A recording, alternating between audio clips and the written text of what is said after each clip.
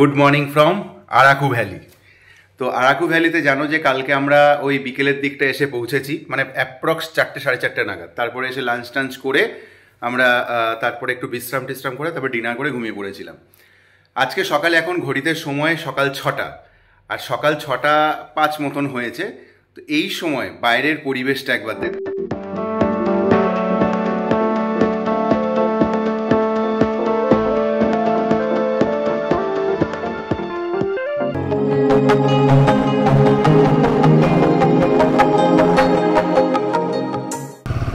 তো আজকে রাইড শুরু হলো আমাদের আরাকু থেকে। রাস্তাটা পার হয়ে নি তারপরে বলছি।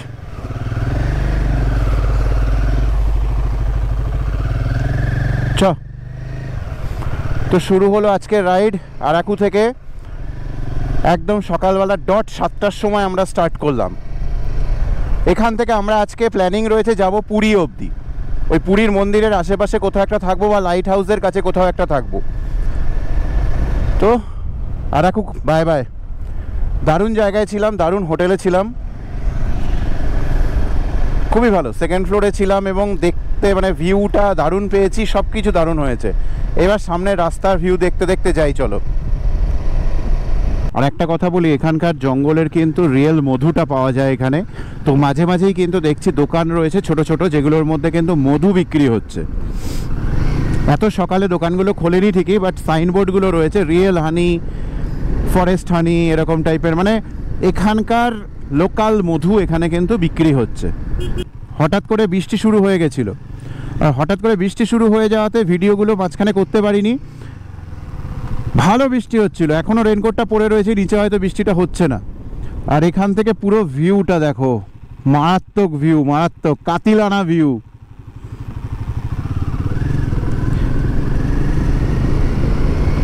কি লাগছে, ঠান্ডা ঠান্ডা ওয়েদার, তার মধ্যে কিন্তু হালকা বৃষ্টি হচ্ছিল। বৃষ্টি যে খুব জোরে হচ্ছিল তা কিন্তু না, কিন্তু ওই ভিজিয়ে দিচ্ছিল। দেখো, উফ, মন জুড়িয়ে যায় সব ভিউ। তো আমরা প্রায় নিচে নেমেই এসেছি। খুব শিগগিরই আমরা সমতল ভূমিতে চলে আসব। তো পাহাড়ি রাস্তায় পাহাড়ি বাঁকে চালানো মনে হচ্ছে আজকেই শেষ। এবারে যা আছে না আছে উড়িষ্যার দিকে যতটুকু যা আছে, বাট উড়িষ্যার দিকে আমরা পাহাড়ে এরিয়ায় যাব না, পাহাড়ের এরিয়ায় যেরকম যাব না।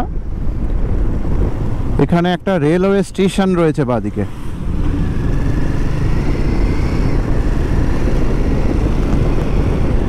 আর একদম লাস্ট ভিউ অফ পাহাড়।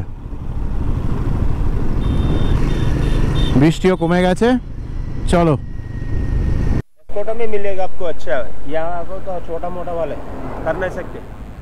ठीक है, थैंक यू, थैंक यू।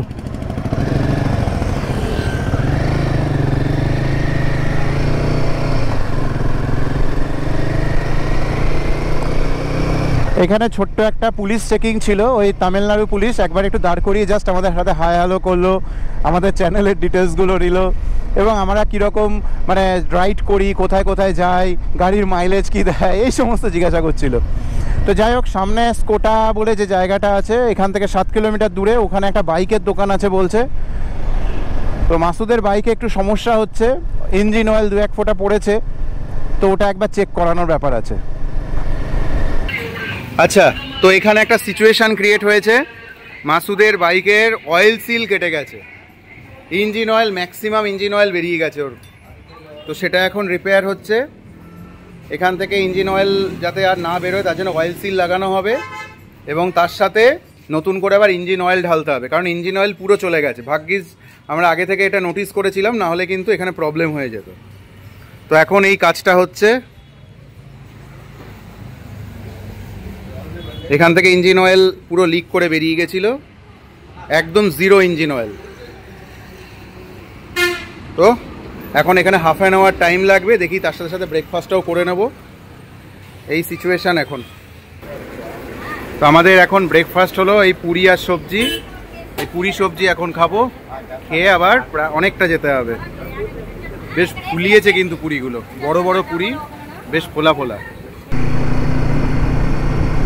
তো মাসুদের গাড়ির যে সমস্যাটা হচ্ছিল সেটা আমরা সলভ করলাম, করতে করতে মোটামুটি হাফ অ্যান আওয়ার হয়ে গেল।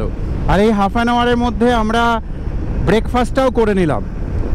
তো মোটামুটি আমরা দেখো সকালবেলা 7টার সময় বেরিয়েছিলাম, 3 ঘন্টায় কিন্তু আমরা বেশি দূর ডিস্টেন্স আসিনি, মোটে অনলি 60 কিলোমিটার। আর সামনে রাস্তা জুড়ে পুরো এক পাল বেরিয়ে গেছে ছাগল। এবার ঘটনা হলো এরা রাস্তা খালি করবে, তারপরে যেতে পারবো।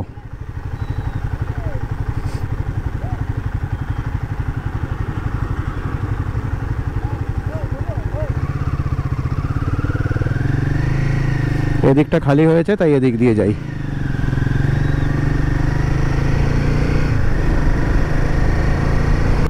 তো এবার চলে এসেছি, সামনেই রয়েছে NH16, যেটা কলকাতা টু চেন্নাই। তো এবার সেই রাস্তা নিতে পারবো আমরা। অ্যাকচুয়ালি শর্টকাট প্রসেসে এই ভেতরের রাস্তাটাই ছিল, যেটা NH16-এ কানেক্ট করায়। তো এখন এই যে সামনেই রয়েছে NH16, তো আমরা ভেতরের রাস্তা থেকে এবার মেন হাইওয়েতে চলে আসছি। খুব বিরক্ত লাগছিল ভেতরের রাস্তার মধ্যে দিয়ে চালাতে, তো এখন ঠিকঠাক চালানো যাবে। তো উঠে গেলাম আমরা NH16-এ। সকালবেলা আমরা বেরিয়েছিলাম 7টার সময়, আর এখন ঘড়িতে সময় 11টা, মানে 4 ঘন্টা আমরা রাইড করে ফেলেছি। আর 4 ঘন্টা এসছি মোটে 100 কিলোমিটার। তার মানে বুঝতেই পারছো যে কতটা স্লোয়ারভাবে আমরা এসছি। হ্যাঁ, মাঝখানে আমাদের গাড়ির জন্য হাফ অ্যান আওয়ার এক্সট্রা লেগেছে, এবং ব্রেকফাস্ট বা এই সমস্ত কারণে যদি আমি 1 ঘন্টাও এক্সট্রা ধরি, তাহলেও 3 ঘন্টা টাইমে কিন্তু মোটে আমরা 100 কিলোমিটার এসছি, মানে 30-35 অ্যাভারেজ। হ্যাঁ, কিছুটা পাহাড়ের রাস্তাও ছিল, তো সব মিলে অ্যাভারেজ 35 অ্যাভারেজে এসছি। এখন ঠিকঠাক করে আমরা চালাতে পারবো আগামী 50 কিলোমিটার, এটুকু ধরে নেওয়া যায়। অ্যাক্সিডেন্ট হয়েছে অটোতে, অটোর সাথে গাড়ির অ্যাক্সিডেন্ট হয়েছে, যে 4 হুইলারের।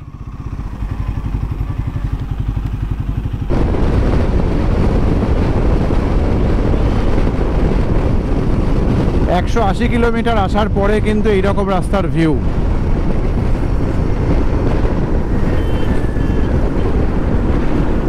ভেবেছিলাম বাইক নিয়ে আসবো, তো একজনের সাথে দেখা হলো, উনি বললেন যে এখানে পার্কিংয়ে একটু প্রবলেম হতে পারে। তো অ্যাট লাস্ট আমি করলাম কি, অটো নিলাম। অটোতে আমাকে কাছ থেকে 100 টাকা নিল। 100 টাকা করে পৌঁছে গেছি কোথায়,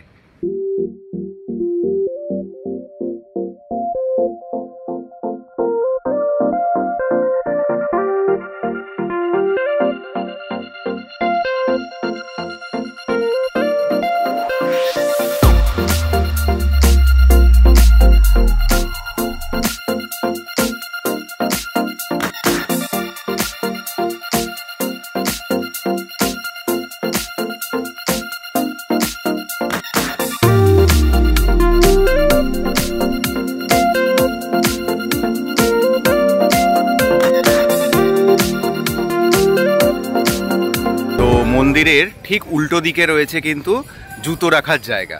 জুতো, মোবাইল এগুলো সব কিন্তু জমা করতে হবে, জমা করে তারপরে কিন্তু মন্দিরে ঢোকা যাবে।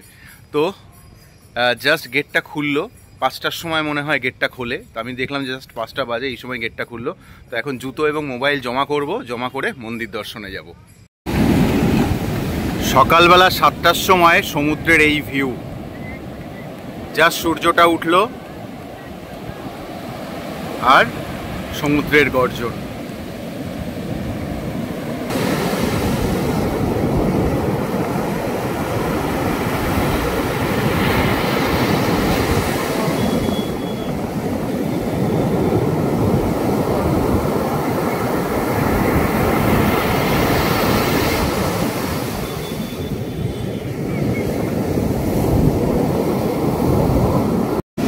হোটেল থেকে খবর পেলাম যে 2 দিন ধরে কিছু এয়ার শো চলছে এখানে।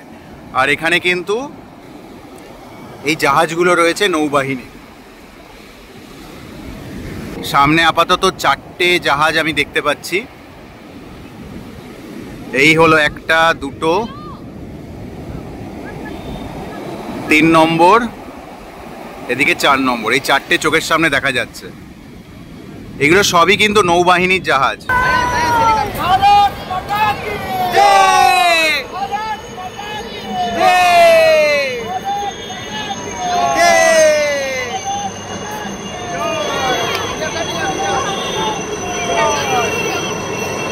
এখানে হেলিকপ্টার থেকে দড়ি নামিয়ে লোক নিচে নামছে এবং আবার ওই দড়ি বেয়ে লোক কিন্তু হেলিকপ্টারে উঠছে। নিচে একটা ভেলা আই থিঙ্ক তোমরা দেখতে পাচ্ছ, ওই দেখো লোকটা নামছে বাদিকের প্লেনটা থেকে,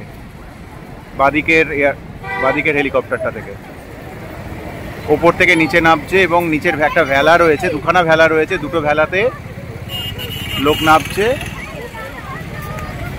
আবার ওই দড়ি বেয়েই কিন্তু ওপরে উঠছে।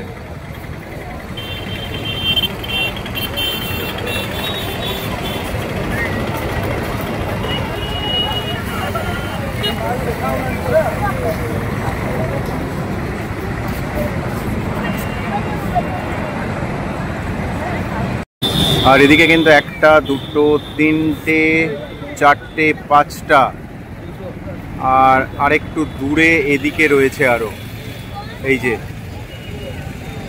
6, 7, 8, 9, প্রায় 9-10খানা কিন্তু জাহাজ রয়েছে এখানে।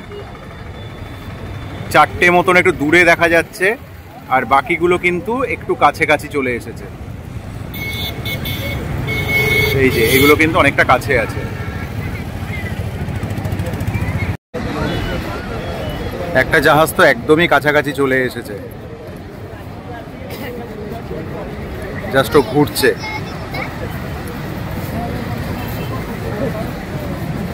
একদম পাড়ের কাছাকাছি রয়েছে।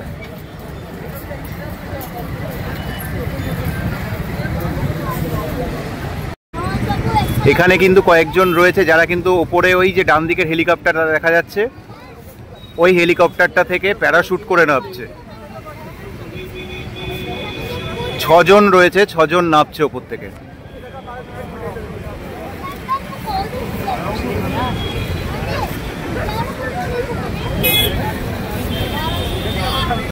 এদিকে কিন্তু জাহাজটা আমাদের একদম সামনাসামনি চলে এসেছে। পরপর জাহাজগুলো কিন্তু সামনেই দেখা যাচ্ছে। এখানে একটা, এই একটা, এখানে আর একটা। তবে এটা যেহেতু একদম কাছে রয়েছে, এটাকে জুম করলে কিন্তু একদম কাছ থেকে দেখা যাচ্ছে।